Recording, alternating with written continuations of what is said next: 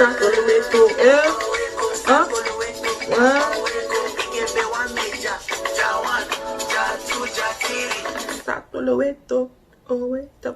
guys! 안녕.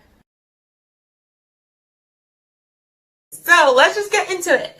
So today I will be replying to the comments I got from the live when I last spoke about scholarships and coming to school in Korea.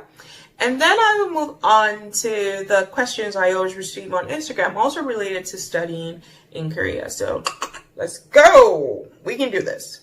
Number one. First one was like, this is from Korean Vibes. She said, aside from the GKS, what other kind of scholarship can you apply for? Well, you can apply for a lot of scholarships. But first, I'm going to break it down. So, apart from the GKS, which is formerly known as the KGSP, because a lot of people also know the KGSP and the GKS and think there are two different programs. No, they're the same. So, the GKS is 100% fully sponsored scholarship.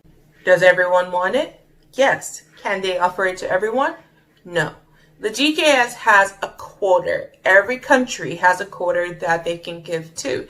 And based on the fact that Korea is becoming like a very hot, is that Konglish? We always say like everything's a hot place, a hot this. Korea is becoming a very hot place to study. Yes, it's going to be extremely hard for anyone to get it. But that's not the only way you can get a scholarship in Korea.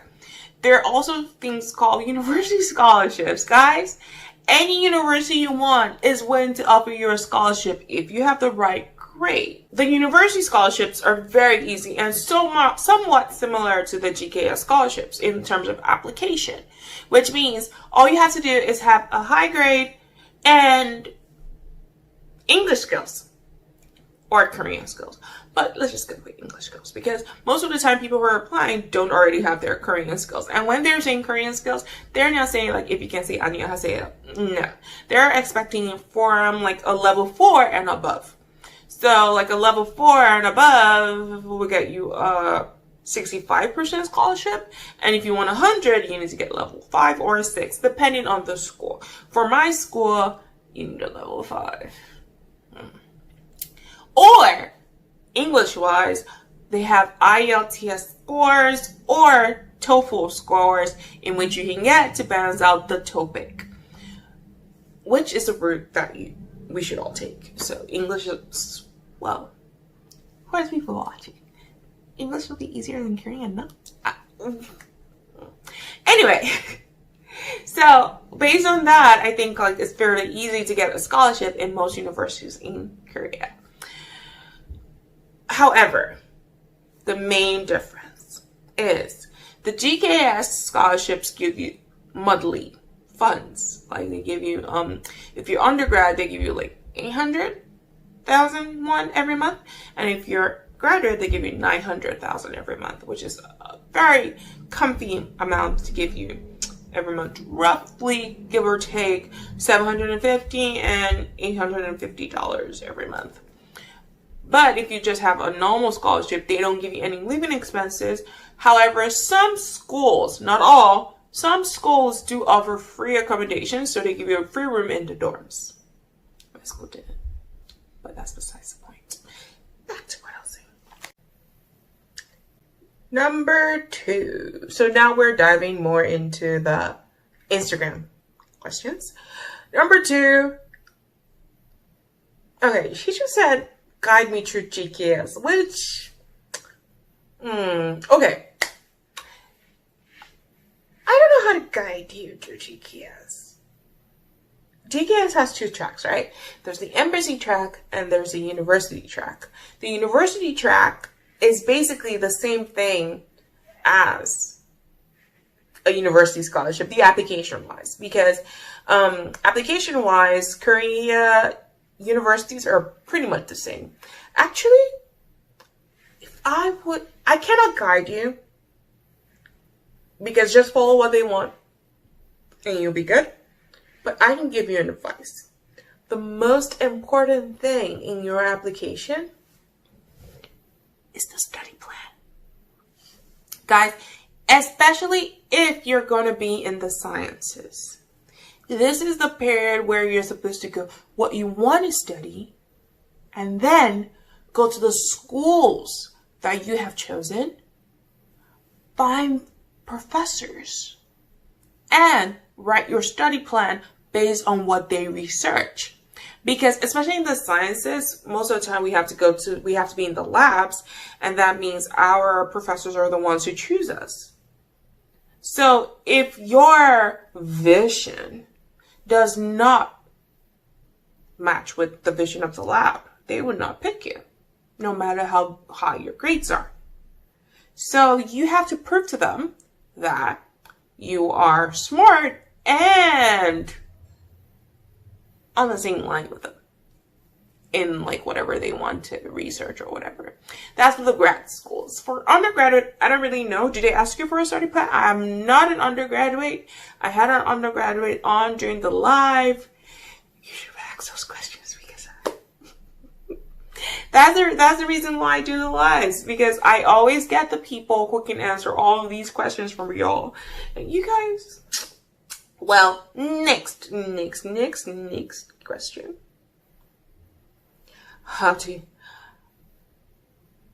Is Korean compulsory?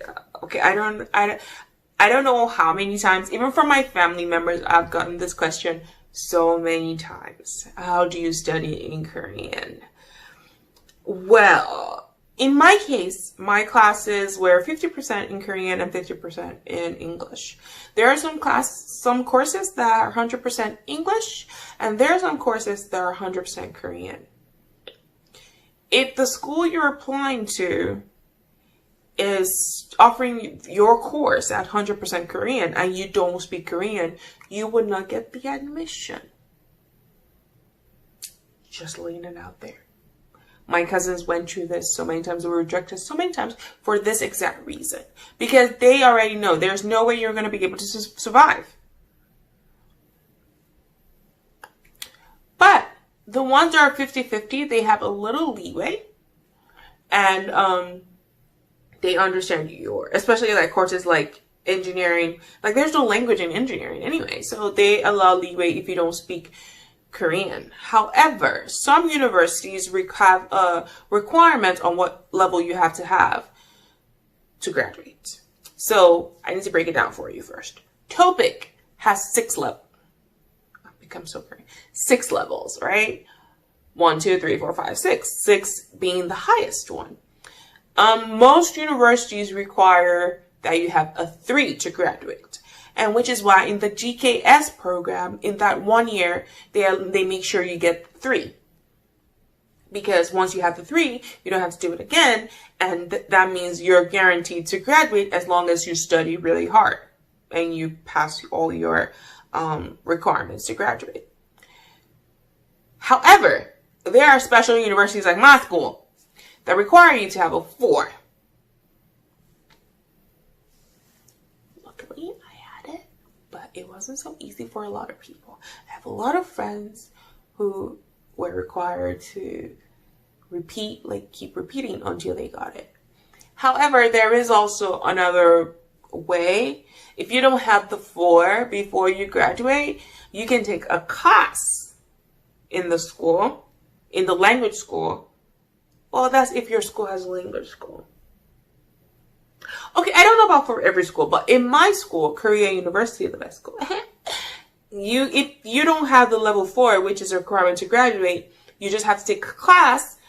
And if you get a B in that class, you can graduate. So I think, yeah, there's always a way to balance it out. So you don't need to stress about the language. There are people who have been living here for years who don't speak the language at all. And even though you don't speak the language, at one point as you stay here, you will get to understand the language a little bit, I guess. So, and with that, we've come to the end of today's session. If you have any other more questions, please feel free to put them in the comments. I will reply them. And don't forget to subscribe. Till next time, itaba!